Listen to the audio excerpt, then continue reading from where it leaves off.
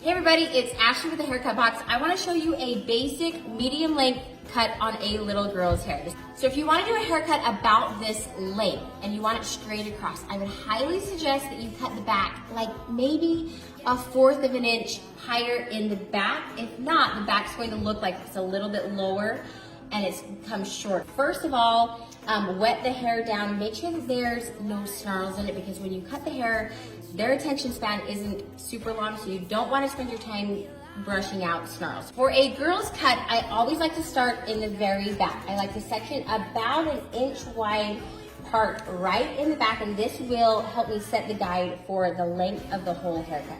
So right here, I'm going to create that section. I'm going to brush all the hair out of the way so I don't accidentally cut it. Now, you want to stand directly behind the hair or the section.